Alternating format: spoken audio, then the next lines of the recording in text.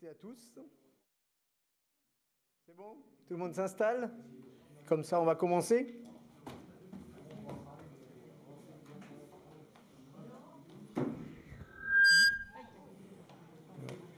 Bien.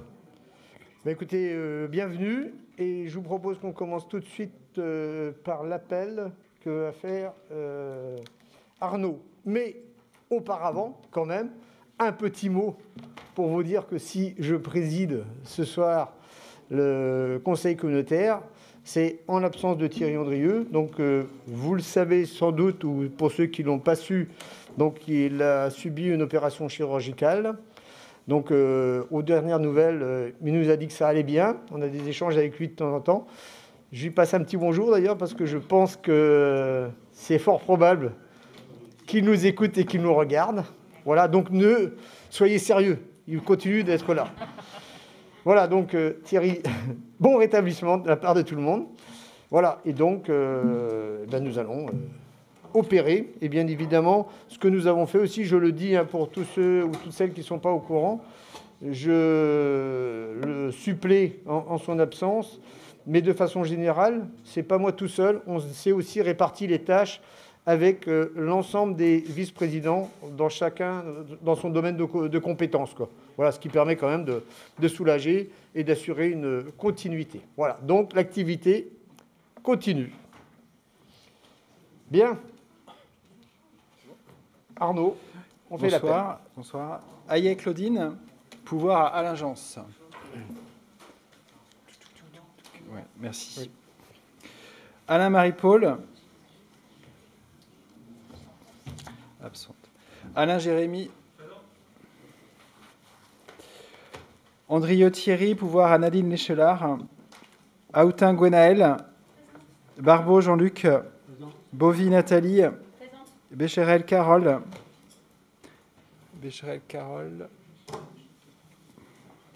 J'ai été trop vite. Béraud Yvon, absent.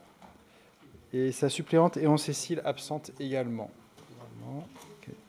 Bernu Sylvain. Bertrand Denis. Beurel Paulette. Bidot Valérie. Blévin Pierre-Alexis.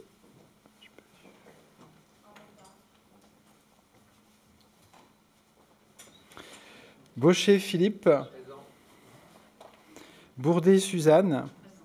Bourdel Marie-Madeleine. Suppléante Thésée Christine.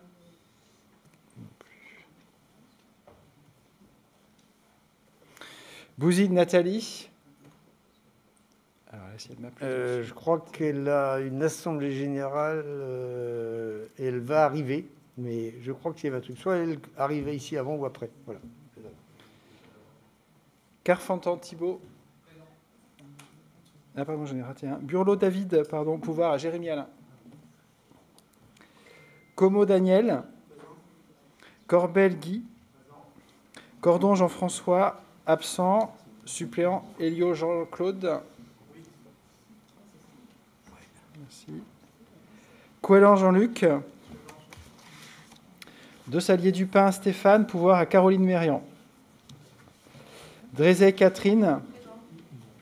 Drobec Nicole, absente, pouvoir... non, c'est son suppléant, pardon, Christophe Marchand, qui doit être présent. Merci. Fortin Céline, pouvoir à Philippe Hercouette. Gauvry Thierry. J'ai un pouvoir. Ah.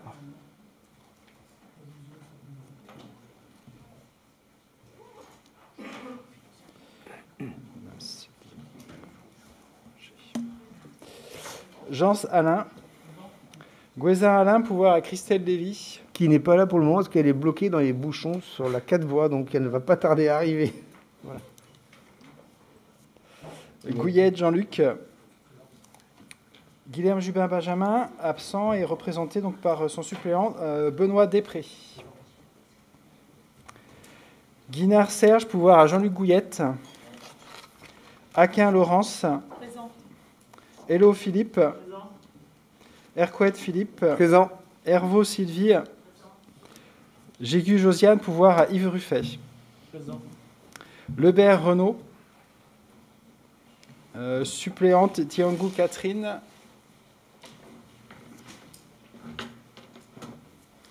Le Boulanger René. Le Guyadère Marc. Le Bray Jean-Michel. Le Breton Pascal. L'Échelard Nadine. Le Lyonnais Catherine. Le Moine Yves. Lénard Pierre. Lévi Christelle, le retard. Les bouchons. L'homme David. Lucienne Joël. Myriam Caroline. Miloriane Gaude. Moisan Catherine, pouvoir à Michel Richard, jusqu'à son arrivée. Voilà. Moisan Claudine. Moisan Éric, pouvoir à Gwenaël Aoutin. Morfoise Valérie. Morin Yannick, pouvoir à Jean-Pierre Omnès. Omnès Jean-Pierre. Poulain Nicole. Puel Sébastien. Richard Michel. Robin Christophe. Royer Thierry.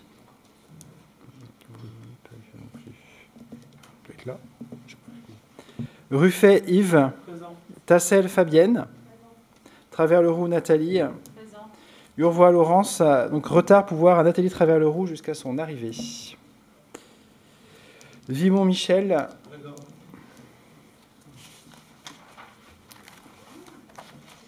Bien. Ben, merci Arnaud. On a la désignation du ou de la secrétaire de séance. C'est à qui le tour?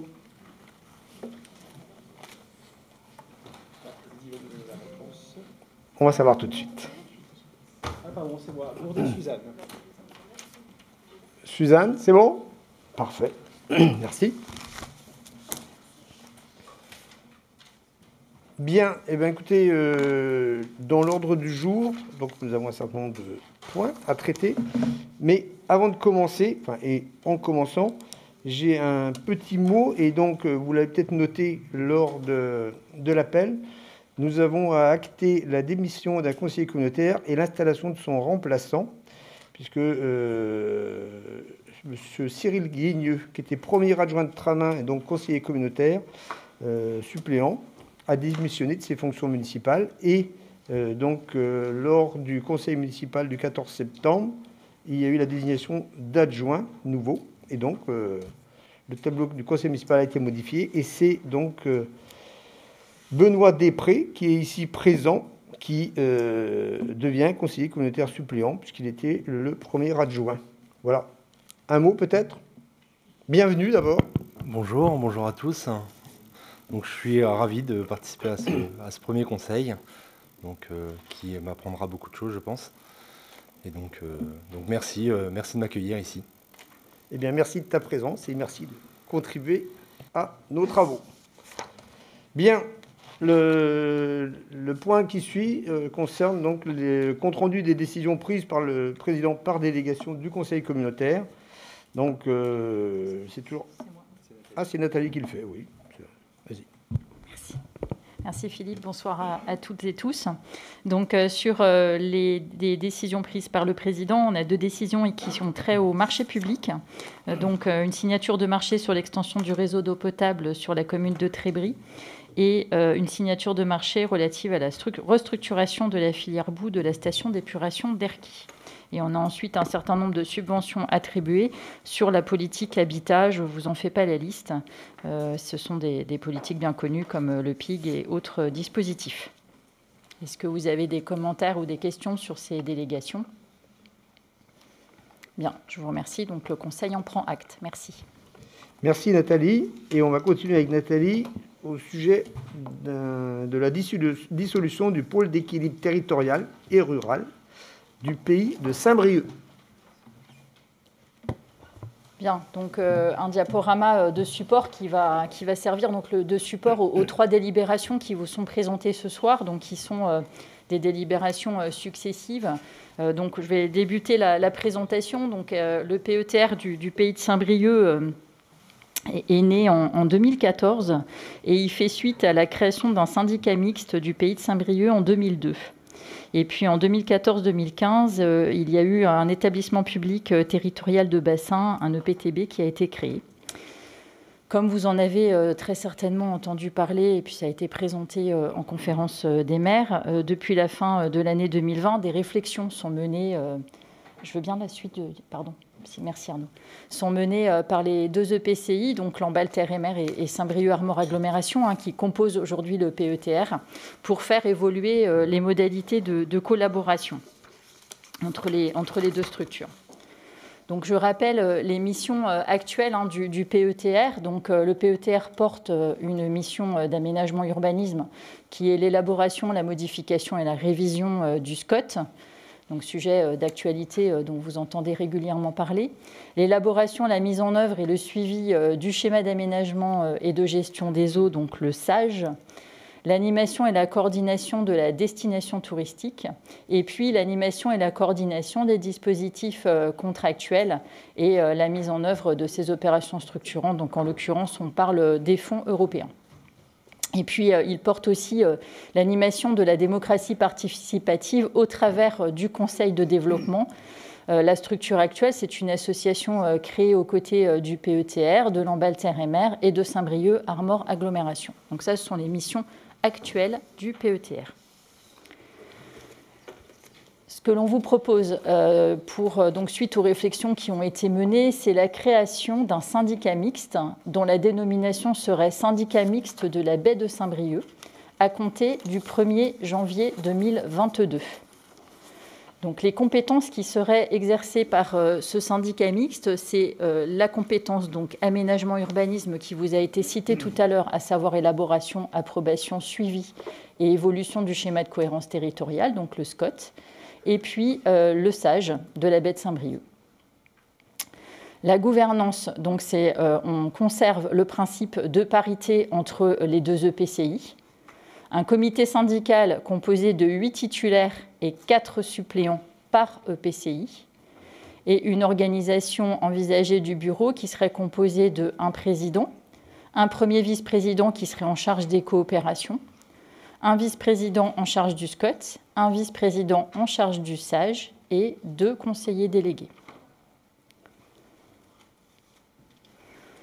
Sur la contractualisation et le conseil de développement, l'idée serait un portage de programmes européens qui seraient territorialisés à partir du 1er janvier 2022.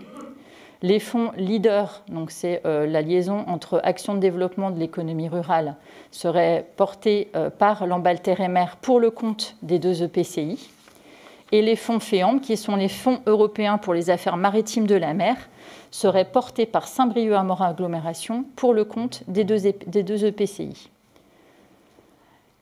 Le conseil de développement serait internalisé au sein de Lamballe Terre et Mer, ce qui permettrait une réflexion à l'échelle du territoire. Et puis, un outil pour la construction de nos politiques publiques. Donc, on voit bien qu'ici, l'idée, c'est de ramener le périmètre du conseil de développement, ou en tout cas de la réflexion de la société civile, à l'échelle de nos politiques publiques. L'impact sur les RH donc, serait les suivantes pour le transfert pour la gestion des fonds leaders. Donc, je vous rappelle, portés par Lamballe Terre et Mer pour le compte des 2 EPCI. Il y aurait transfert de l'animateur gestionnaire qui est actuellement en poste au PETR, donc vers Lamballe Terre et Mer.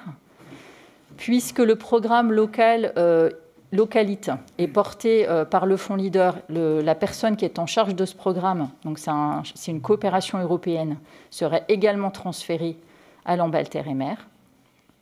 Et puis, on a un poste vacant actuellement au PETR qui est un poste de gestionnaire, donc qui serait pourvu et qui donc serait également transféré à Lamballe Terre et Mer dans le courant de l'année 2022. Ces postes sont financés à 80% sur les fonds leaders, donc 10% par Saint-Brieuc Armor Agglomération et 10% par Lamballe Terre et Mer. Pour le conseil, pour les fonds FEAMP, on serait dans une logique parallèle. Donc les postes seraient financés à 80% sur le fonds FEAMP, 10% par LTM et 10% par Saint-Brieuc Armor Agglomération. Pour le conseil de développement, l'idée serait de créer un poste d'animateur pour le conseil de développement et démocratie participative. Et il y aurait donc suppression de la subvention actuellement versée au conseil de développement qui est à hauteur de 11 000 €.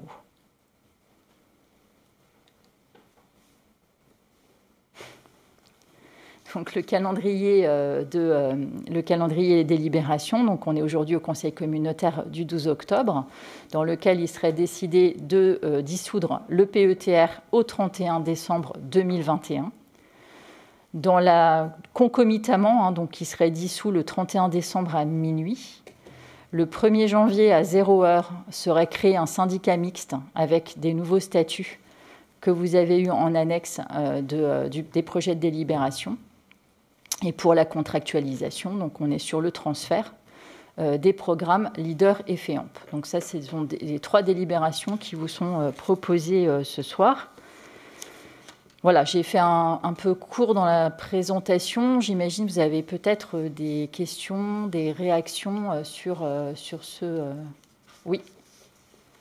Quand on était réunis, les 2 EPCI à Pommeraye, on nous a parlé d'un syndicat mixte fermé. Et là, le terme n'apparaît pas. Arnaud, vous pouvez, sur les termes, rappeler les différences entre les structures? Alors, il s'agit bien d'un syndicat mixte fermé, en fait, puisque donc fermé, c'est-à-dire qu'il y a effectivement que des collectivités du même niveau, donc que des EPCI qui peuvent être membres. Donc le suivi sera fermé, puisque seuls 2 agglos, en fait, seront membres. Mais oui, il sera bien fermé, en fait. Je précise que c'est l'objet de la délibération d'après, et tu as raison, c'est bien dans la délibération que c'est marqué que c'est un syndicat mixte fermé. Ouais. D'autres... Oui, Alain? Alain Jans? Oui, bonsoir. Oui, j'avais simplement une observation, une question, à savoir que c'est la commission maire et littoral qui avait en charge la gestion du FEAMP. Or, il apparaît dans l'actualité récente de cette commission maire et littoral que celle-ci devait s'élargir à d'autres problématiques que des problématiques financières, vers des problématiques de stratégie maritime plus globale. Donc moi, je me pose la question de l'éventuel devenir de cette commission maire et littoral.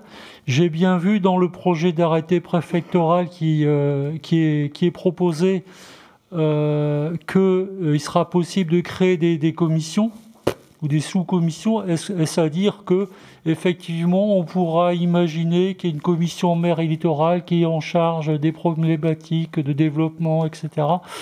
Voilà. En tout cas, je souhaite que, en ce qui me concerne, que le territoire de Lamballe-Terre-et-Mer maintienne sa présence dans cette future commission, s'il souhaite une future commission, par rapport à des problématiques qui intéressent tout autant Lamballe-Terre-et-Mer que Saint-Brieuc-Agglo.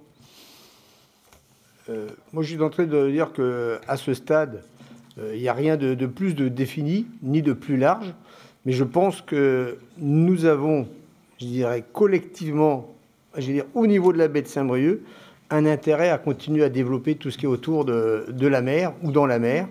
Et franchement, ça ne serait pas choquant que, quand ce sera installé, que les membres travaillent entre eux et travaillent justement à développer des choses comme ça. Je crois que là, on est en train de travailler sur, ce soir, donc la dissolution du PETR, la création ensuite du syndicat mixte, et ensuite dans le travail, oui, il y a des choses à faire. Saisissons cette opportunité pour ensuite travailler là-dessus. Mais oui, la mer, c'est un espace que même sur notre communauté, nous avons à continuer à travailler, je veux dire, à voir ce qui peut être développé autour de la mer et des activités. Voilà, je pense que tu as raison de le dire, je pense qu'il faudra qu'on y soit vigilant.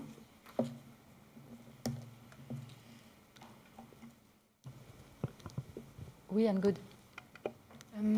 Sur la question des statuts juridiques, là, un PETR, donc pôle d'équilibre territorial et rural, c'est ça. Qu'est-ce que ça permettait de plus qu'un syndicat mixte Enfin, j'ai ouï dire quand j'étais au stage ou des choses comme ça que ça permettait des choses en plus. Luc va vous répondre sur ce point. Je vais peut-être pas répondre. Le PETR, en tout cas, avait une compétence en particulier, c'était que le président du PETR pouvait acter en justice, dans le cadre de tout ce qui concerne les problématiques eau et des choses comme ça. Et aussi, on avait un statut d'établissement public territorial de bassin qui permettait aussi, si on l'avait mis en place, de lever une taxe sur les mètres cubes produits sur le territoire. Ça n'a jamais été activé. Donc voilà, c'était pour moi les deux seules différences notables qu'il y avait entre un PETR mais je ne sais pas si Arnaud a peut-être des précisions précises là-dessus. J'y rajouterais aussi l'obligation de posséder un conseil de développement.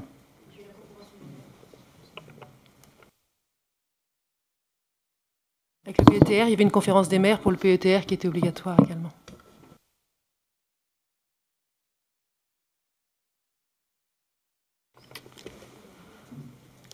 Donc, est-ce qu'il y a d'autres questions Non, je ne vois pas. Est-ce qu'on passe... Oh, pardon.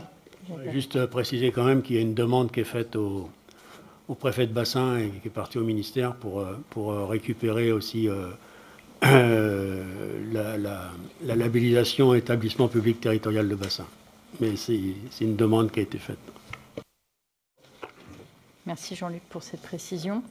Est-ce qu'on peut commencer par la première délibération? Donc les délibérations sont successives, vous l'avez vu. D'abord la dissolution du PETR, puis la création du syndicat mixte. Et puis ensuite, on aura la dissolution du PETR et le transfert des programmes leader et FEAMP. Donc ces trois délibérations, elles ont été compilées dans la présentation du diaporama qui vous a été faite. Donc s'il n'y a pas d'autres remarques ou réactions, je vais vous demander donc Je vais vous lire la fin de la délibération. Vu le Code général des collectivités territoriales et notamment ses articles L5212-33 et L5741-1, l'arrêté préfectoral du 12 septembre 2002 relatif à la création du syndicat mixte du Pays de Saint-Brieuc, l'arrêté préfectoral du 27 novembre 2014 portant transformation du syndicat mixte du Pays de Saint-Brieuc en pôle d'équilibre territorial et rural, l'arrêté préfectoral du 19 décembre 2017 portant modification des statuts du pôle d'équilibre territorial et rural du Pays de Saint-Brieuc, l'arrêté préfectoral du 30 avril 2019 portant modification des statuts du pôle d'équilibre territorial et rural du Pays de Saint-Brieuc. Après en avoir délibéré, le Conseil communautaire décide de dissoudre le pôle d'équilibre territorial et rural du Pays de Saint-Brieuc à la date du 31 décembre 2021 à minuit. Décide que les conditions de liquidation seront arrêtées par arrêté du représentant de l'État dans le département, prenant effet à la date du 31 décembre 2021 à minuit. Donc c'est l'objet de la première délibération que je soumets au vote. Qui est contre? Qui s'abstient? Je vous remercie. On propose de passer directement au vote de la seconde. Oui. Sachant que les grandes lignes vous ont été présentées tout à l'heure. Est-ce qu'il y a des questions sur le projet de statut que vous aviez en annexe? Donc sur la gouvernance, je rappelle 8 titulaires et 4 suppléants qui seront désignés dans chacun des 2 EPCI.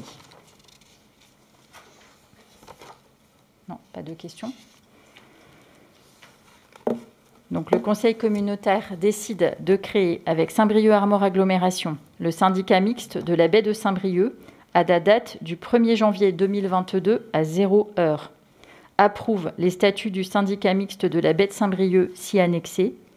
Décide que les opérations financières liées aux relations entre l'Ambalter-et-Mer et le syndicat mixte de la baie de Saint-Brieuc seront inscrits au budget principal. Qui est contre? Qui s'abstient? Je vous remercie.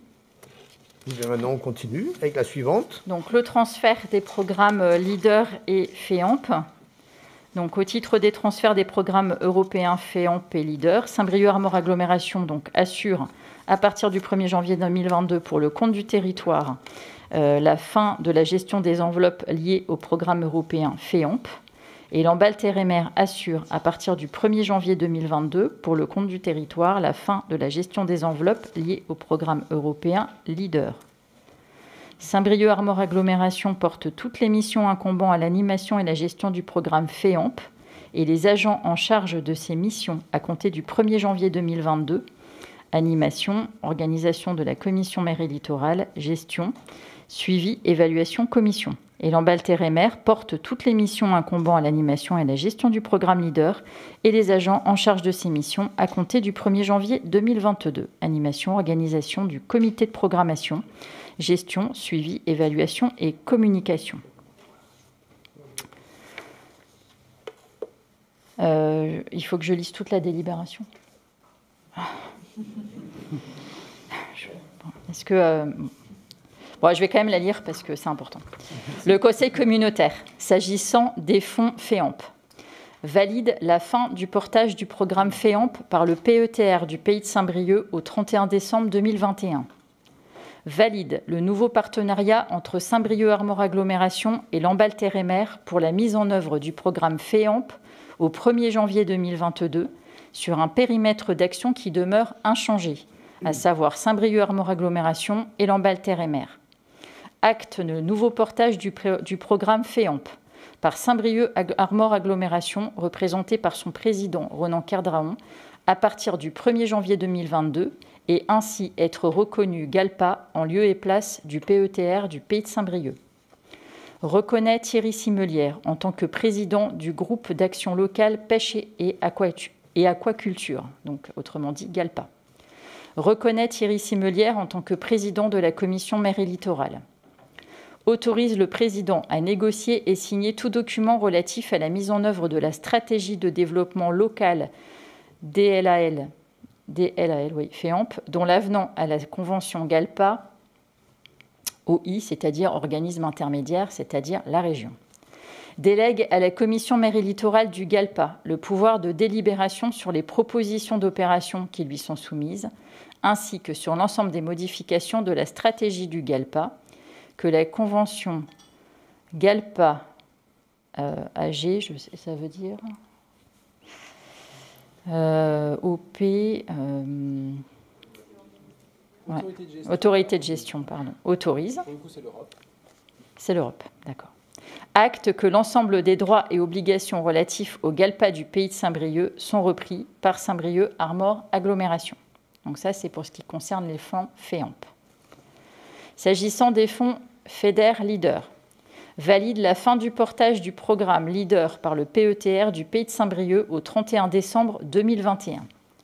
Valide le nouveau partenariat entre Saint-Brieuc Armor Agglomération et Lamballe-Térémer pour la mise en œuvre du programme LEADER au 1er janvier 2022 sur un périmètre d'action qui demeure à changer, à savoir Saint-Brieuc Armor Agglomération et Lamballe-Térémer. Acte le nouveau portage du programme LEADER par Lamballe-Térémer, représenté par son président Thierry Andrieux, à partir du 1er janvier 2022, et ainsi d'être reconnu GAL au lieu et place du PETR du Pays de Saint-Brieuc. Reconnaît Thierry Andrieux en tant que président du groupe d'action locale, autrement dit GAL. Reconnaît Thierry Andrieux en tant que président du comité de programmation. Autorise le président de Lamballe-Térémer à négocier et signer tout document relatif à la mise en œuvre de la stratégie de développement local LEADER, dont l'avenant à la convention GAL AG, autorité de gestion, c'est-à-dire la région, et OP, organisme payeur. Délègue au comité de programmation du GAL le pouvoir de délibération sur les propositions d'opération qui lui sont soumises, ainsi que sur l'ensemble des modifications de la stratégie du GAL que la convention GAL AG-OP autorise. Acte que l'ensemble des droits et obligations relatifs au GAL du Pays de Saint-Brieuc sont repris par Lamballe-Térémer. Autorise le président ou son représentant à signer tout document nécessaire à l'exécution de cette délibération. Voilà. Oui, vous pouvez. Comment s'est faite la désignation des deux présidents, Thierry Simelière et Thierry Andrieux? Ce sont les présidents actuels.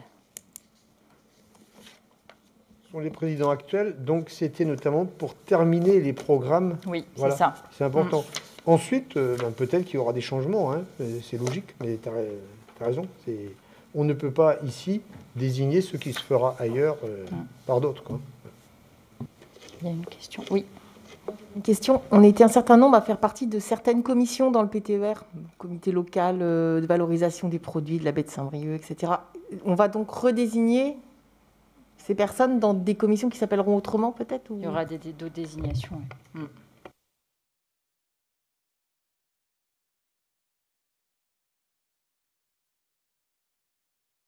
Au vote. Non, j'ai pas mis. Bien, s'il n'y a pas d'autres questions, je mets au vote. Qui est contre? Qui s'abstient? Je vous remercie. Bien. Eh bien, écoutez, un petit mot quand même avant de passer à la délibération qui suit, c'est que nous venons d'acter à notre niveau, parce que bien sûr, c'est une décision préfectorale qui entérinera tout ça, la fin du PETR de Saint-Brieuc. C'est pas neutre du tout. Ça a fait l'objet de nombreuses discussions. Il y a eu beaucoup de choses de faites, hein, et nous venons aussi d'acter à notre niveau la proposition de création de structures nouvelles. Et je crois que c'est important que nous nous disions que nous sommes là pour continuer à avancer, à faire des choses. On l'a évoqué tout à l'heure pour la mer, pour les commissions qu'il y aura. Le meilleur souhait que nous puissions faire, au-delà d'une délibération de création, c'est la capacité à travailler ensemble et à porter, même si ça ne s'appelle plus le pays de Saint-Brieuc, un grand nombre d'actions à développer sur notre territoire. Et je pense que c'est important. Voilà, donc c'est dans ce sens que maintenant nous allons travailler. Il restera un point qui n'est pas encore calé complètement, c'est la question du tourisme. Oui. Voilà. Et donc, on y reviendra. Et pour le moment, au cas où vous seriez posé la question, les choses ne sont pas calées. Voilà, donc ce sera vu aussi. Et donc, on reviendra en conseil communautaire sur ce sujet le 14 décembre pour un projet de convention de dissolution, la désignation des membres du futur syndicat mixte et la désignation des membres du GAL et du GALPA. Voilà. Bien. Eh bien, merci. Et nous passons donc au point suivant. Et le point suivant, c'est l'adhésion à des associations donc, pour dès 2021 et 2022. Et donc, c'est Jean-Luc, je crois, et Yves. Oui, la première, c'est l'agence départementale d'information. Tu restes là-bas ou tu viens ici? Où tu veux? Oh, je reste là. Tu restes là, très bien.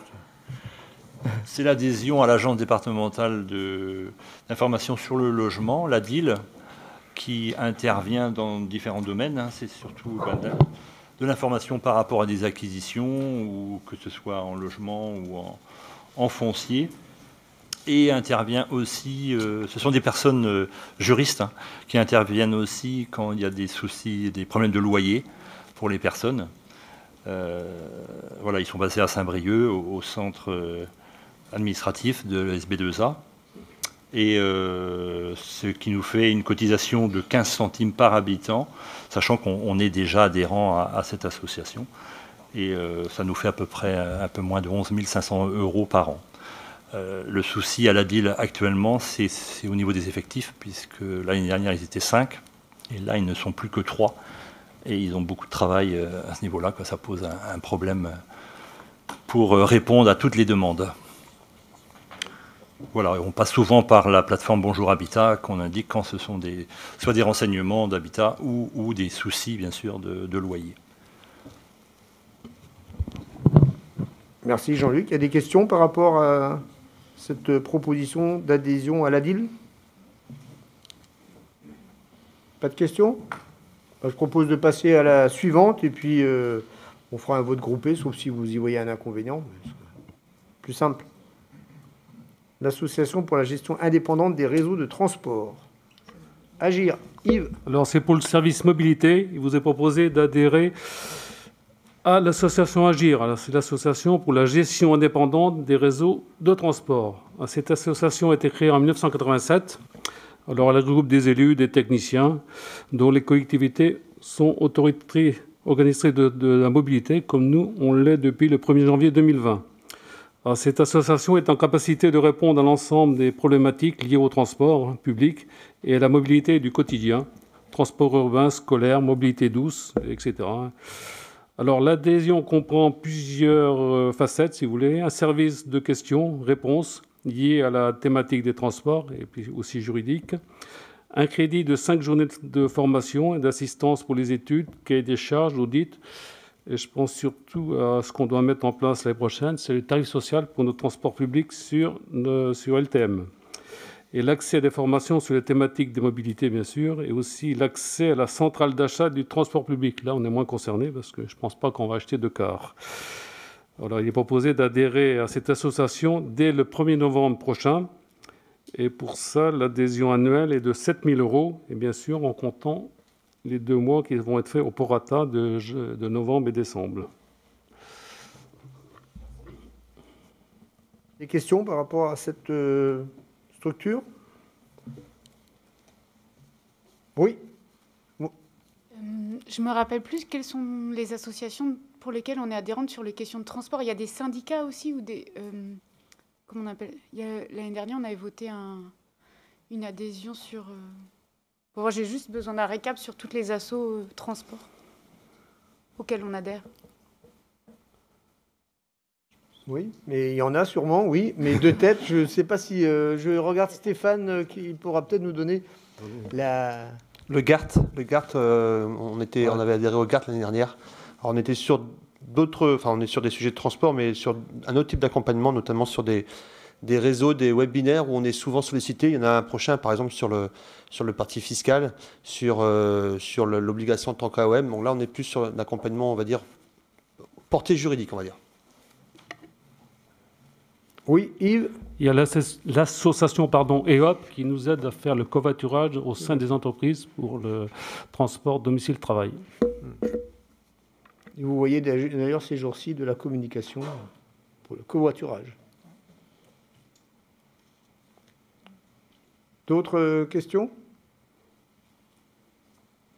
Ça serait plus ces petites remarques. On a des problématiques sur notre commune concernant justement ce fameux transport scolaire, où ça ne passe pas forcément régulièrement sur certains secteurs.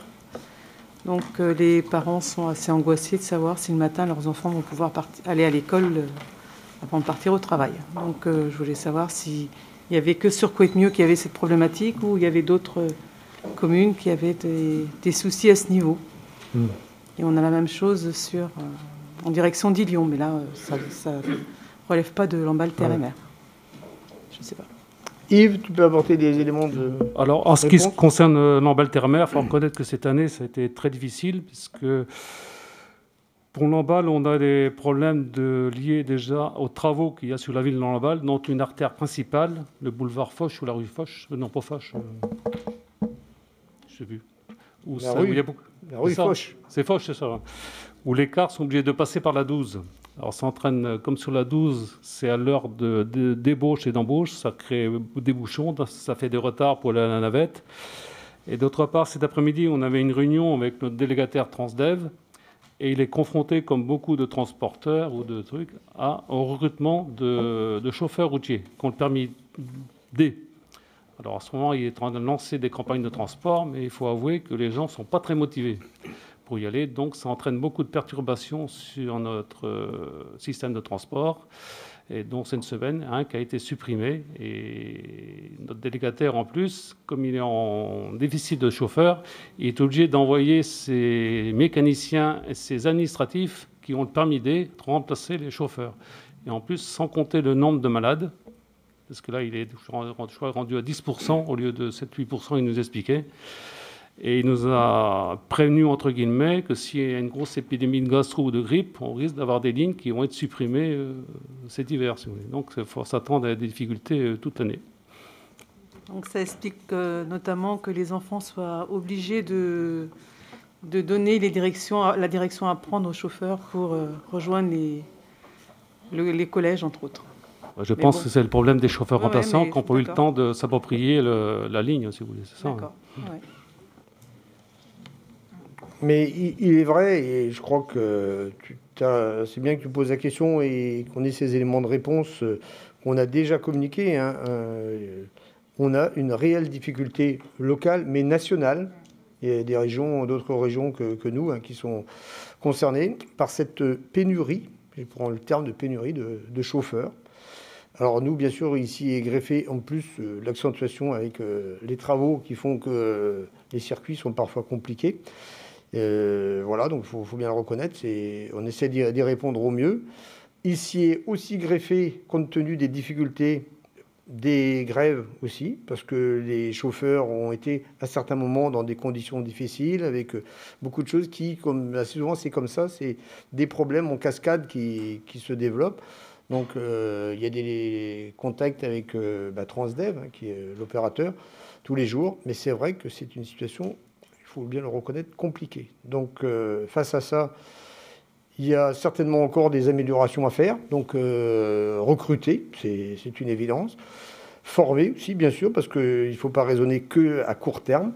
Et puis, on a aussi un besoin, je pense, de continuer à informer le mieux possible, parce que certaines familles ont remonté parfois le fait qu'elles n'avaient pas eu toute l'information. Donc, je pense que là, oui, il faut qu'on continue à améliorer aussi dans ce domaine-là. Voilà. Donc, voilà. Mais c'est une vraie difficulté dont nous ne sommes pas encore totalement sortis. Je parle sous contrôle de Yves, hein, mais il faut le dire. J'ai voulu dire, même on a des lignes régulières de Lamballe-Terre-Mer qui ont dû être certains arrêts ou tout, qui ont dû les supprimer, ou certaines lignes, pour que les chauffeurs basculent dans le scolaire. Et en plus, avec le transporteur cet après-midi, on a travaillé sur un système comment le mieux informer les parents de ces problèmes pour les retards et sur les arrêts de ligne à cause de manque de chauffeurs ou d'arrêt maladie et tout. Donc c'est pas facile parce qu'on est bloqué aussi avec le RGPD, vous savez, le règlement pour les données personnelles. Si les parents n'ont pas autorisé à donner leur numéro de portable sur le formulaire d'inscription, on ne peut pas les contacter par SMS, si vous voulez. Donc on est confronté aussi à des problèmes réglementaires et légaux. C'est pas si simple que ça, vous voyez. Et comme je disais, souvent les problèmes s'enchaînent en cascade. Je le cite parce que même s'il est ponctuel, mais au cas où vous en entendiez parler, sur le site à Lamballe du lycée Saint-Joseph, il y a aussi une fréquentation importante et une circulation qui s'est nettement augmentée depuis 2 ans, parce qu'en fait l'an dernier, à la même période, on était en période de Covid, et cette année, on se rend compte que sur les 2 années passées, et avec le développement de l'activité en tout genre, il y a plus de circulation, avec parfois des attentes. Et donc, on est en train de travailler là-dessus, voir comment on peut peut-être organiser différemment les départs, canaliser. Mais c'est un gros boulot parce qu'effectivement, ça se passe tellement vite que la réflexion n'est pas forcément la chose la plus vite mise en œuvre. Mais il faut vraiment réfléchir pour savoir, avant de faire des aménagements, parce que c'est pas ça qui résout tout normalement, comment on organise, est-ce qu'il faut décaler. Et c'est vrai que dès que dans un système de transport, on décale de quelques minutes à un endroit, ça a plein de répercussions sur tout le reste. Voilà. Donc il y a un gros travail qui est fait. Je cite cet exemple-là parce que c'est une vraie question qu'on a aujourd'hui, sur laquelle il faut travailler, et en lien avec toutes les autres circulations. Parce que les navettes, selon l'heure à laquelle elles arrivent, ça peut influencer tout le reste, quoi. Voilà, donc un gros travail à poursuivre sur cette question des transports, à plusieurs niveaux, vous l'aurez compris. Oui. Est-ce qu'il y a d'autres questions, d'autres remarques?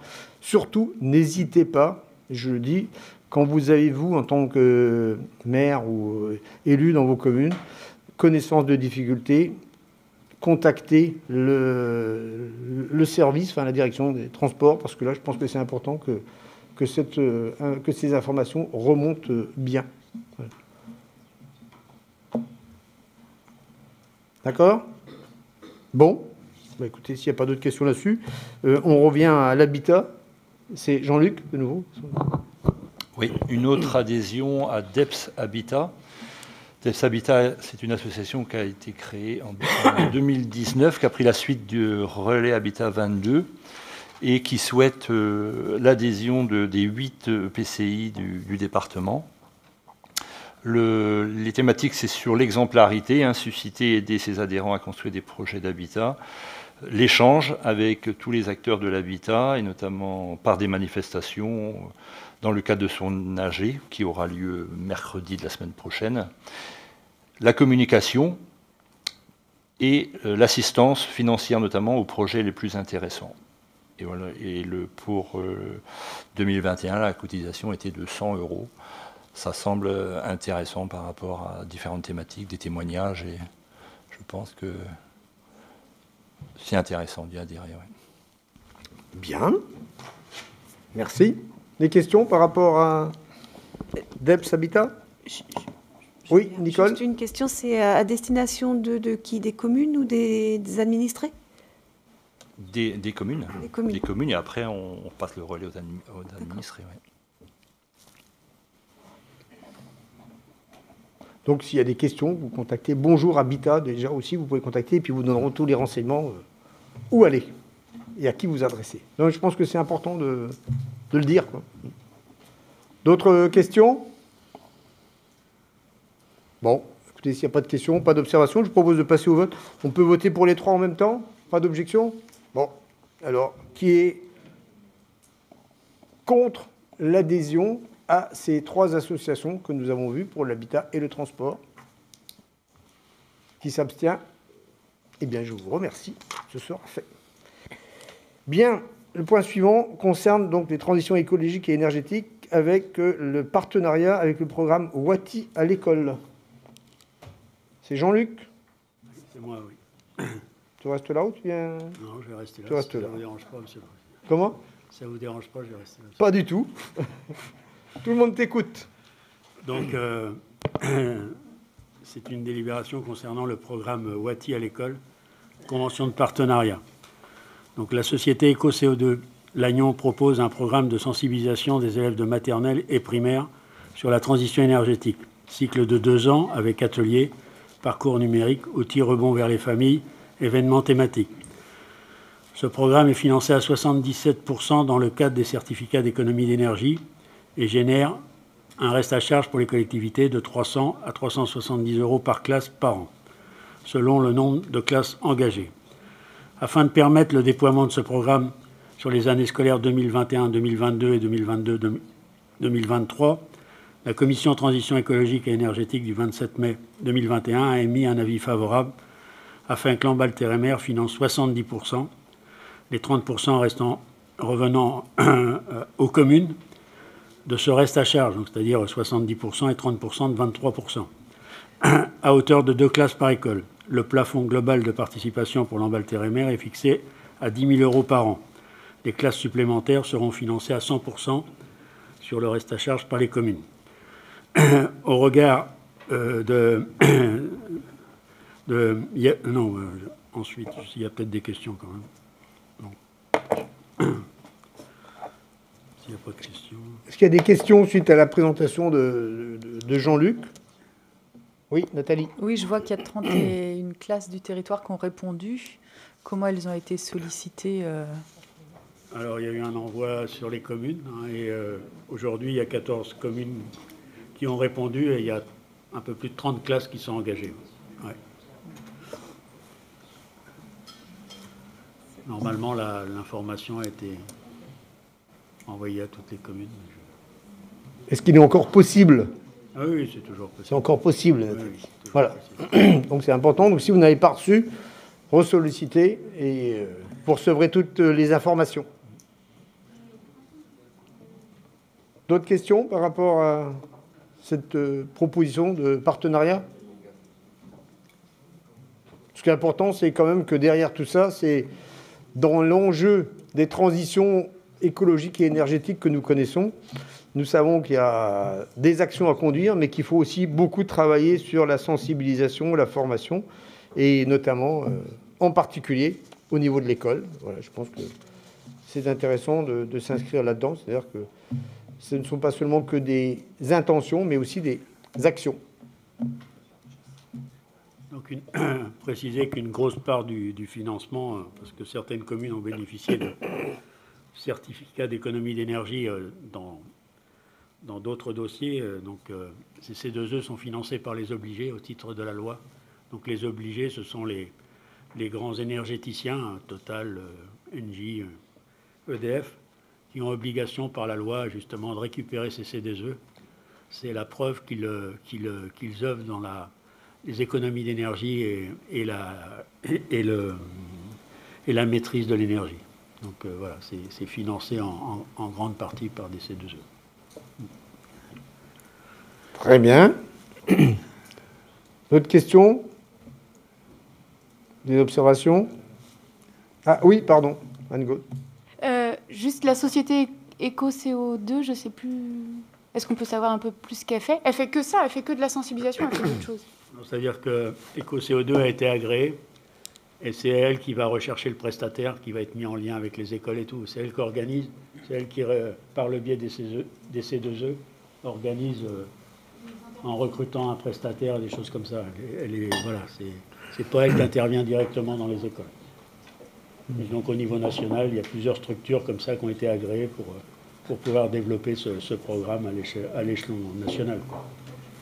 En résumé, quand même, pour compléter un peu, c'est vrai que ça pouvait paraître un petit peu bizarre, mais de ce que certaines personnes ont regardé, il y a eu un réel travail de tri et c'est pas fait n'importe comment, quoi. Voilà, je pense que c'est important de le dire. Il y a un réel travail de recherche et de prestataires pour intervenir, pour qu'ils fassent le travail de façon constructive et voilà.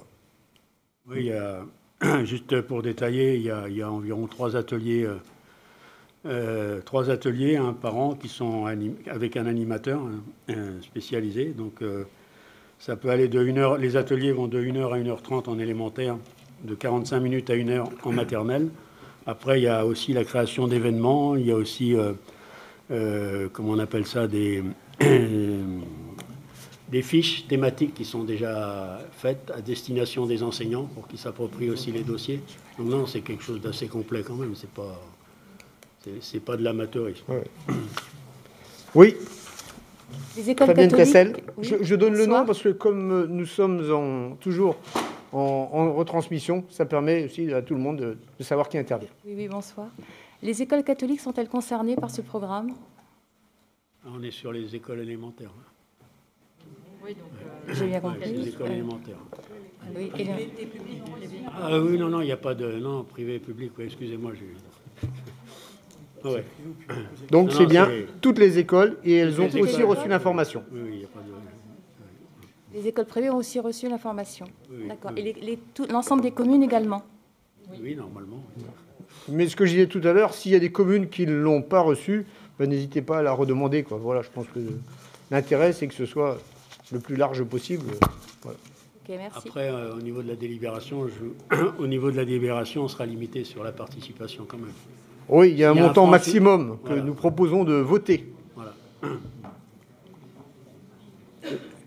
Oui, est-ce qu'il y a d'autres questions? Donc dépêchez-vous, parce que peut-être qu'il n'y en aura plus après. Donc voilà, c'est pour ça que ça permet d'inciter. Donc s'il n'y a pas d'autres questions, Jean-Luc? Donc au regard de la transmission du projet de convention de partenariat, de l'avis favorable du bureau communautaire réuni... un peu de silence, s'il vous plaît, parce qu'on n'entend pas bien Jean-Luc. Réuni le 8 juin 2021. Après, si vous en étiez d'accord, il faudrait approuver les modalités du partenariat définies dans la convention entre l'Amballe Térémer et la société EcoCO2, les conditions financières décrites ci-dessus, et autoriser Monsieur le Président, son représentant, à signer les conventions et tout document nécessaire à l'exécution de cette délibération. Donc la convention vous a été transmise aussi. Donc qui est... Jean-Luc, s'il te plaît, juste une petite chose, c'est que Arnaud me faisait remarquer que si aujourd'hui nous avons d'autres classes ou d'autres écoles qui sollicitent, on peut être coincé. Donc il faut peut-être qu'on puisse permettre d'aller au-delà donc des demandes qui ont été formulées jusqu'à ce jour, dans le plafond bien sûr financier qu'on a calé.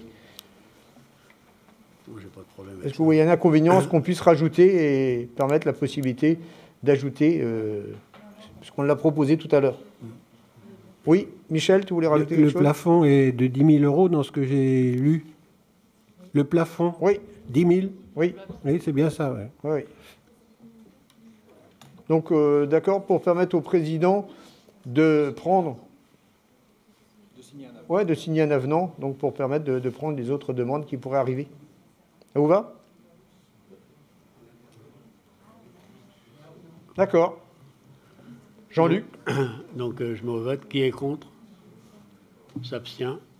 Je vous remercie. Très bien. Merci. Donc, on continue avec une délibération concernant les transports. Yves, c'est toi? Il s'agit de la carte Corrigo. Alors, au début de l'année, on avait signé, la LTM avait signé avec la région un partenariat, une convention pour les mobilités.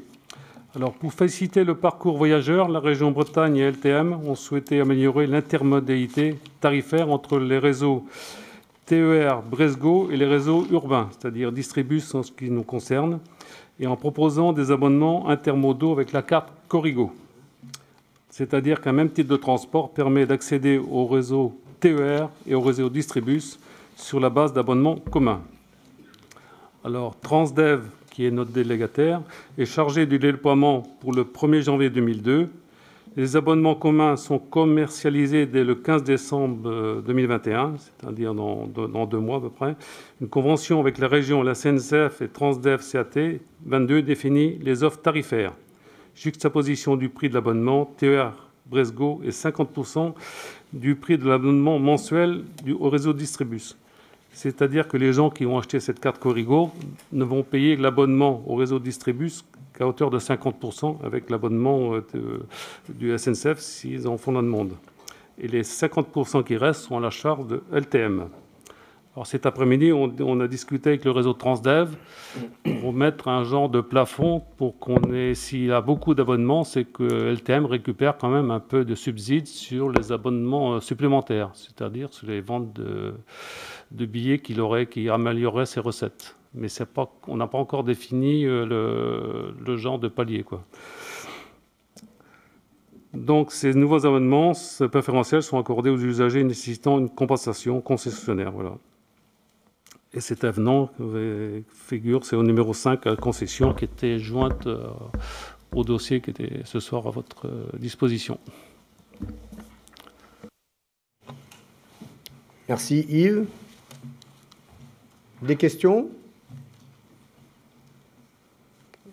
Si vous regardez bien, on s'engage dans des outils communs de gestion de l'ensemble de nos outils de billettique. Et je pense que de plus en plus, on sera là-dedans. Donc c'est intéressant dans la démarche. Après, comment ce sera après, nous n'en savons rien, mais nous sommes certains d'une chose, c'est que forcément, c'est un principe de fonctionnement qui va se développer.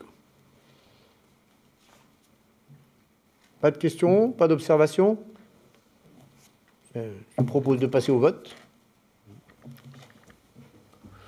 Alors, il vous est demandé d'approuver les modalités de partenariat définies dans la convention entre l'Amballe-Térémer, la région Bretagne, la SNCF, la société Transdev CAT 22 pour la période 2022 à 2026, c'est-à-dire la durée de la délégation, et approuver les modalités de l'avenant numéro 5 à la concession de services publics pour le transport avec la société Transdev CAT 22, titulaire de la convention, et d'autoriser le président ou son représentant à signer la convention et tout document nécessaire à l'exécution de cette délibération. Qui est contre? Qui s'abstient? Je vous remercie. Merci Yves, mais ce n'est pas fini, parce qu'on continue avec la délibération concernant les délégations de compétences aux autorités organisatrices de second rang. Oui. Alors là, il s'agit surtout d'une régularisation avec les communes qui organisent le transport des écoles primaires sur leur secteur. Alors, il y en a certaines qui sont en concession d'agglomération avec les anciennes interco, et les 4 autres, et non le Sivom de Pinguilly-la-Malour, Plédéliac et Sévignac, qui eux étaient en régie. Alors, dans le dossier, vous aviez toutes les conventions qui ont été établies par le service mobilité, avec l'aide d'un cabinet, de manière que ce soit réglementaire et sans problème sur le plan juridique.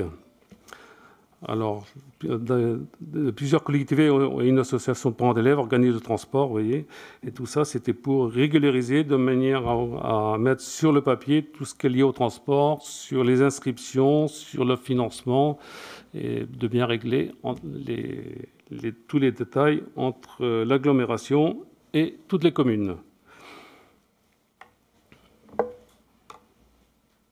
C'est très résumé, mais c'est ça. C'est le plus simple possible.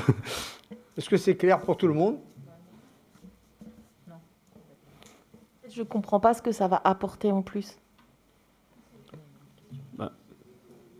Et Michel, oui, question aussi comme ça. Oui, moi, je me pose toujours la question, pourquoi on fait toujours appel à des cabinets alors qu'on a du personnel pas mal sur Lamballe-Terre-et-Mer?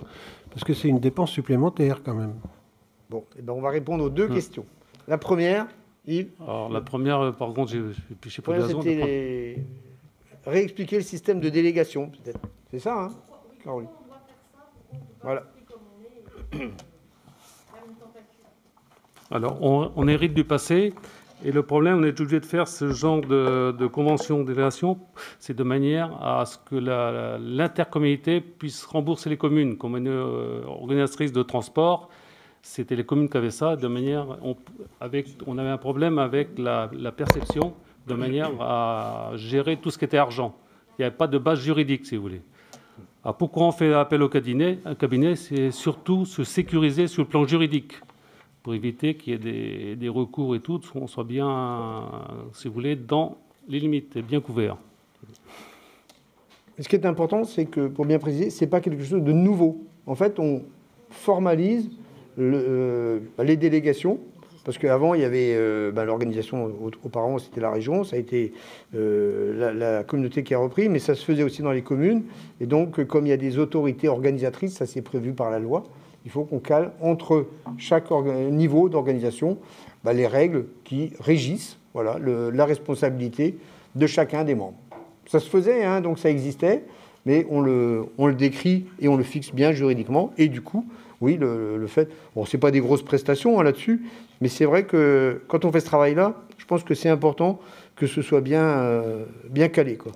Après, c'est vrai que nous avons des services compétents, mais sur des questions juridiques comme ça, ce n'est pas forcément toujours évident d'avoir les choses. Donc quelquefois, je ne dis pas partout, mais quelquefois, c'est plus intéressant d'avoir recours à quelqu'un qui va passer beaucoup moins de temps et sécuriser juridiquement, plutôt que le faire nous. Et puis parce qu'il peut y avoir toujours des petites choses ici ou là qui, sur le plan juridique, peuvent nous échapper. Voilà, en fait, c'est ça. Hein.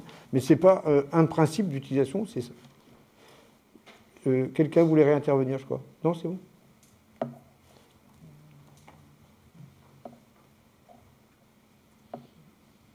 Bon, dans ce cas, s'il n'y a pas d'autres questions, je te propose de passer au vote. Donc, il vous est demandé d'approuver les modalités de partenariat définies dans la convention entre Lamballe-Terre-et-Mer et les autorités organisatrices de transport de second rang, exploitant en régie jusqu'au 31 août 2024, d'approuver les modalités de partenariat définies dans la convention entre Lamballe-Terre-et-Mer et les autorités organisatrices de transport de second rang, dans le cadre de la concession jusqu'au 31 décembre 2026. 2026, pardon, j'ai pas mis les lunettes, excusez-moi.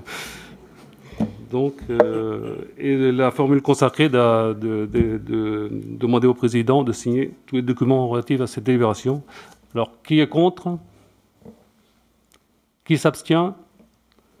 Merci. On continue maintenant avec une délibération. On revient à Jean-Luc concernant l'habitat et les règlements intérieurs de l'aire d'accueil et de regroupement familial des gens du voyage. Oui, c'est une mise à jour du règlement qui n'est pas... Il n'y a pas beaucoup de modifications, juste actualiser le fait que la société Hacienda, le gestionnaire, depuis le 1er juillet de cette année. Et voilà, autrement, il n'y a pas eu de modification apportée à ce règlement. Vous avez tous lu, je ne vais pas reprendre les règlements, tous les articles des règlements. Oui. Juste une petite question. Est-ce que c'est réglementaire, on vous impose de subordonner ce règlement à la scolarisation des enfants? Parce que dedans, c'est écrit, si vous voulez accéder à l'aire, il faut scolariser les enfants. Et moi, dans ce que j'avais entendu du précédent délégataire de service public, beaucoup d'enfants étaient scolarisés au niveau du CNED. Donc s'ils sont déjà scolarisés, enfin j'en sais rien, c'est le cas de ceux qui se présentent ici, mais s'ils sont déjà scolarisés au titre du CNED, je trouve ça dur de dire en plus vous allez aller à l'école, quoi. Donc est-ce que c'est une obligation réglementaire? On vous demande de subordonner ça, ou est-ce que c'est Lamballe-Terre-et-Mer qui décide de subordonner l'accès à cette aire de voyage à la scolarisation des enfants? On a une autre partenaire, c'est Itinérance, sur la partie sociale et la partie scolaire qui suit les familles. Après, dans l'obligation que Lamballe-Thierry-Mer oblige les enfants à être scolarisés, je ne le pense pas. Enfin, je vais me demander à Stéphane, mais je ne pense pas. Par contre, on a l'accompagnement, bien sûr, de l'association Itinérance dans ce cadre-là. Mais il y a des enfants qui sont scolarisés à Lamballe. Ouais. Oui, Stéphane, peut-être nous apporter une précision technique ou réglementaire. Alors, on va dire d'accompagnement. La préfecture, en tout cas, depuis quelques temps, travaille sur des protocoles scolaires pour les enfants qui sont effectivement sur des aires d'accueil du gens du voyage. Jean-Luc l'a dit, on est accompagné là-dessus avec l'association Itinérance. Le but, c'est de pouvoir, alors effectivement, pas obligé, mais faire un repérage des situations. Et la préfecture y veille. C'est un protocole qui est déjà travaillé depuis quelques mois. Différentes réunions ont déjà eu lieu. Des communes ont été associées à cette démarche. Donc c'est un travail de fond que les services de l'État souhaitent apporter au niveau des aires d'accueil. Alors, je précise que par ailleurs, nous avons l'obligation, normalement, de nous assurer que tous les enfants d'une commune soient bien scolarisés. Après, il y a différentes formes de scolarisation, mais je pense que c'est important aussi qu'il y ait ce travail-là qui soit fait. Et je pense, franchement, je ne le suis pas au quotidien, mais j'ai l'impression que ce travail, il est plutôt constructif ici. Je pense que je regarde Jean-Luc, mais je pense que ça fonctionne bien. D'autres questions, d'autres remarques? Pas d'autre chose? Bon, eh bien, écoute Jean-Luc, on passe au vote. Juste par rapport à ce sujet, pour faire un point de cette année, 2021, qui a été un petit peu compliqué, plus compliqué que les autres années. Bon, auparavant, je ne m'en occupais pas, mais c'est les services qui me l'ont indiqué. On a quand même eu plusieurs familles qui se sont arrêtées sur le territoire et sans en avoir l'autorisation. On a eu ça dans la zone du Poirier, à Saint-Alban, dernièrement à Couémieux, qui sont arrivés. Alors c'est peut-être dû aussi à la Covid ou les familles, puisque auparavant c'était quand même, il y avait moins de difficultés.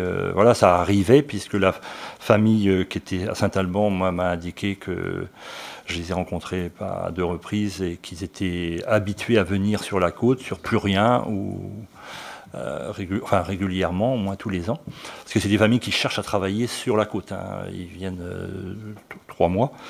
On a eu aussi à l'ère de regroupement une famille qui est arrivée et qui n'a pas demandé l'autorisation, qui a forcé l'entrée, et là qui s'est imposée, qui a été 3 semaines et puis qui nous a laissé des déchets, pas mal de déchets, puis qui ne payent pas bien sûr, puisqu'ils n'ont pas signé la convention. Voilà, c'était un peu plus difficile à gérer cette année, sachant que dans le schéma directeur départemental, il nous faut trouver encore une aire minimum, voire 2 aires de regroupement qui seront sûrement sur la côte. Ça ne sert à rien de les faire au sud du territoire. Ils cherchent plutôt à aller sur la côte. On va être accompagné, on a une réunion le mois prochain avec Solia pour travailler un petit peu là-dessus, pour vous proposer des choses maintenant, mais ce seront les élus il faudra accepter mettre à disposition un terrain de entre 3 et 5 000 mètres carrés en herbé, équipé d'électricité et puis d'eau, voilà. Et c'est des terrains qui sont utilisés 1 mois de l'année, un mois et demi. Mais en tous les cas, on ne va pas y échapper. Et aussi, on aura le terrain familial à trouver, à mettre à disposition, à travailler avec un bailleur. Donc voilà. On y travaille. Voilà, tout à fait. On y travaille. Ouais. Bien. S'il n'y a pas d'autres questions, on passe au vote quand même. Alors, le Conseil communautaire approuve les règlements intérieurs de l'aire d'accueil du terrain de regroupement familial des gens du voyage en annexe, autorise le président ou son représentant à signer tout document nécessaire à l'exécution de cette délibération. Qui est contre? Qui s'abstient? Je vous remercie. Merci Jean-Luc. Donc le point suivant concerne les finances. Une garantie d'emprunt et en l'absence d'Éric, c'est Nathalie qui va nous présenter ces délibérations. Oui, donc en l'absence d'Éric, je vous présente 2 délibérations qui concernent des garanties d'emprunt. L'une pour la SA HLM Larence pour des logements sociaux, résidence Montanguet à Plurien. Donc il s'agit de la construction de 10 logements sociaux pour une ligne de prêt, enfin 2 lignes de prêt pour un montant total de 930 921,94 €. Et il s'agirait donc d'accorder une garantie à hauteur de 50% de ces 2 lignes de prêt, soit la somme de 465 460,97 €. Donc souscrit par la SAHLM Larence auprès de la Caisse des dépôts et consignations. Le second programme concerne la SAHLM d'Armorique pour des logements sociaux sur le lotissement Bel Air à Énansal.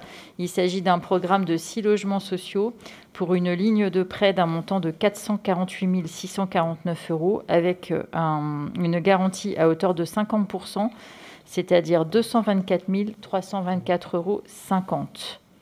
Je sais peut-être que les maires concernés veulent intervenir. Jean-Pierre ?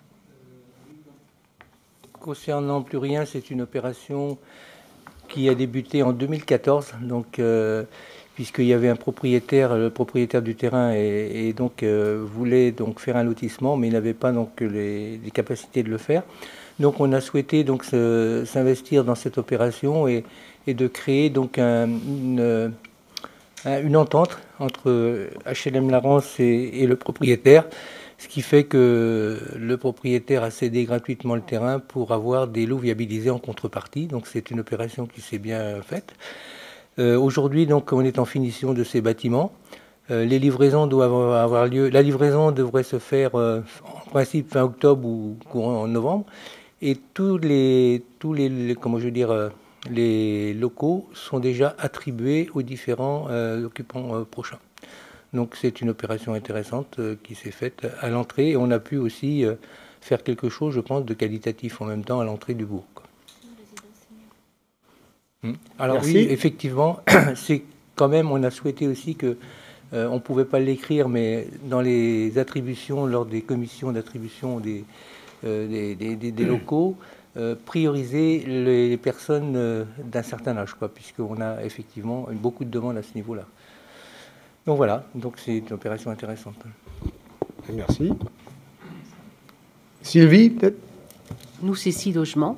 Donc, ils ont débuté au printemps. Ce sera terminé l'année prochaine.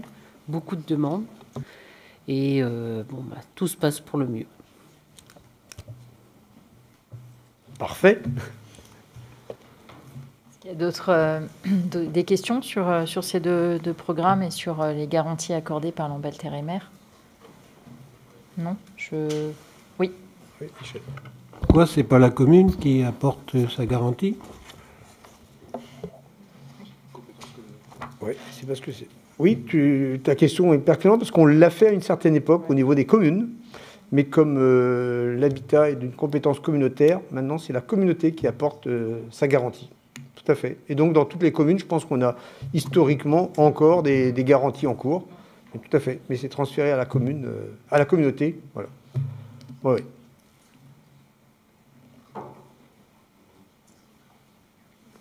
D'autres questions? Bon. Je vais passer au vote déjà sur la première délibération donc, qui concerne le programme à Plus Rien.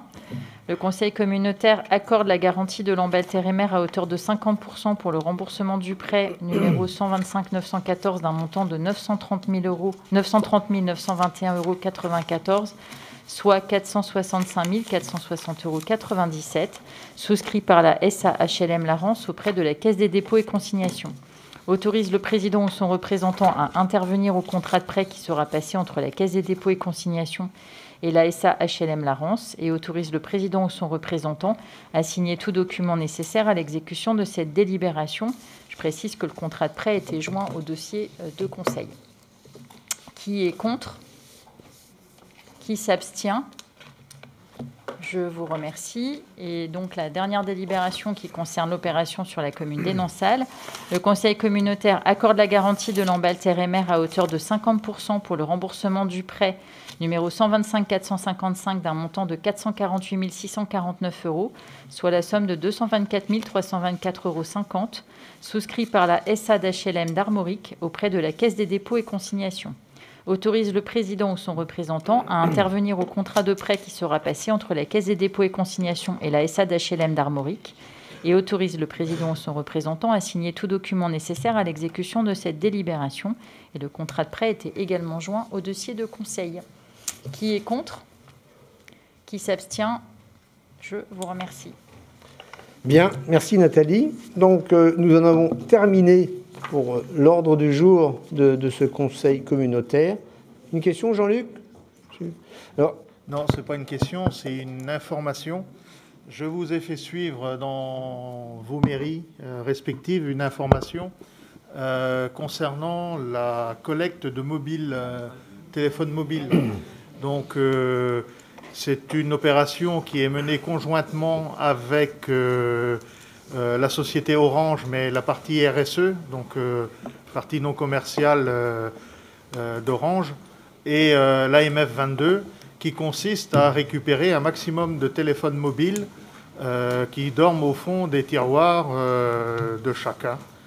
Et donc, vous pouvez... c'est très simple, vous avez un PowerPoint et une connexion Internet pour commander des boîtes. Vous commandez le nombre de boîtes que vous aurez besoin, donc pour mettre ou dans vos mairies ou dans les écoles où vous saurez les lieux les plus pertinents. Et on les récupérera. Donc on va vous livrer les boîtes à l'adresse que vous allez indiquer et une société, Géodis pour ne pas la citer, viendra récupérer vos boîtes pleines ou à moitié à l'endroit où vous aurez eu le point de livraison de vos boîtes. Donc c'est une opération qui est quand même intéressante et moi je vous encourage à commander. Ça vous demande, c'est 2 clics, ça demande 5 minutes à commander les boîtes, après à les remettre en place. Et si on peut récupérer des téléphones, les plus récents seront reconditionnés et remis en vente par le biais d'Emmaüs, qui les revendra à bas coût et ça servira à financer leur activité. Et les autres seront via une filière d'insertion recyclés entièrement pour récupérer tout ce qui est plastique, métaux lourds, enfin tous les différents métaux pour les réutiliser ultérieurement. Donc voilà, c'est une belle opération qui commencera le 8 novembre prochain et qui se clôturera le 17 décembre. Donc allez-y, commandez vos boîtes et derrière il y aura une communication départementale pour le lancement de l'opération. Très bien, merci Jean-Luc. Alors si je peux me permettre, je vais vous demander 2 petites minutes d'attention. C'est pour quelque chose de très important. Ce soir, nous avons eu un conseil communautaire qui a été quand même relativement court. Je voudrais quand même que Benoît Després se rende compte qu'on travaille efficacement et rapidement. Mais même en étant efficace et rapide, ce n'est pas toujours aussi court que ça. Et d'ailleurs, le prochain conseil communautaire, nous aurons à l'ordre du jour notamment le débat d'orientation budgétaire, plus d'autres dossiers en novembre. Donc, j'ai 2 questions à vous poser, parce qu'il est prévu le 16 novembre à 18h30. Les 2 questions sur lesquelles j'ai à vous solliciter. La première, c'est qu'au lieu de le programmer à 18h30, c'est de vous proposer exceptionnellement de le programmer à 17h, parce que sinon nous risquons de finir très tard. Voilà. Et la deuxième, c'est de ne pas le programmer le 16 novembre, mais peut-être le 23. Et là, vous allez me dire ce que vous en pensez. Pour une raison simple, c'est que vous avez dû, pour la plupart, bien voir que ça se situe à la même date que le congrès des maires. Et nous savons que habituellement, il y a quand même beaucoup de maires qui vont au congrès des maires. Donc la question, c'est s'il y a vraiment beaucoup de maires ou de personnes qui doivent être absentes ce jour-là, est-ce qu'il est opportun de reporter ce conseil communautaire d'1 semaine? Est-ce qu'il y a des personnes parmi vous qui ont prévu d'aller au congrès des maires? Est-ce que vous pouvez lever la main s'il y a 2, 3, 4.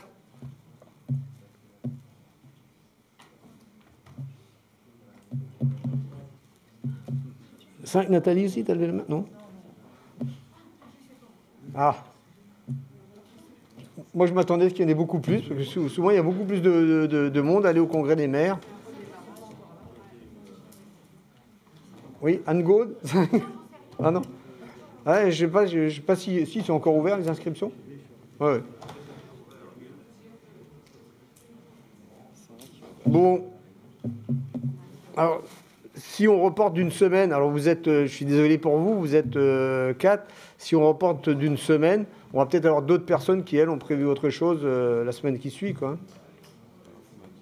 Ouais, moi, je vous propose, sauf à ce que vous, en rentrant chez vous, vous disiez, mais mince, j'ai oublié de m'inscrire, et que demain matin, on reçoit 10 mails nous disant non, on ne sera pas là, je vous propose dans ce cas-là de maintenir la date du 16.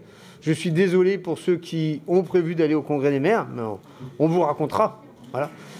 Mais par contre, donc, la proposition, c'est quand même de le programmer à 17h au lieu de 18h30, hein, parce que sinon, on finit à des heures, parce que là, on aura beaucoup de sujets, quoi. D'accord? Donc, maintien le 16 novembre à 17h. Oui, alors, nous avons conscience, mais je dis pour Caroline Bernian qui, à juste titre, comme d'autres personnes, oui, nous aurons quelques personnes qui ne pourront probablement pas être juste à l'heure, quoi. Ça, on le sait, et vous serez excusés. Mais si on fait terminer aussi à 11h30, minuit, on a aussi la question du lendemain matin. Hein, d'accord. On part là-dessus? Pardon? Ah, ça, je ne sais pas, on va voir l'organisation. C'est pas évident, parce que quand on fait un casse-croûte en milieu ou des choses comme ça, on coupe tout, quoi. Hein, donc, puis il y en a qui sont tentés d'aller manger chez eux. C'est bien. Bon, on regarde ça. Ah oui, Michel? Oui, par rapport à la récupération des portables usagés, là, le temps étant extrêmement court, nous n'avons pas les moyens, j'ai vu ça ce matin, mais on n'a pas les moyens de prévenir notre population. Donc ça serait bien, comme a dit Jean-Luc, mais bien faire la publicité dans d'autres endroits pour que les gens le sachent. Alors, je pense qu'il y a différents moyens de le faire. La première des choses, bon, on en parle ici. La deuxième chose, c'est que nous avons des sites, donc Internet, donc on va le mettre dessus. Et puis nous avons la chance, comme il n'est pas tard, nous avons encore la presse qui est présente. Voilà. Donc, qui se fera un grand plaisir de relayer l'information. Merci d'avance. Rien d'autre? Ben, merci beaucoup. Bon retour. Ben oui.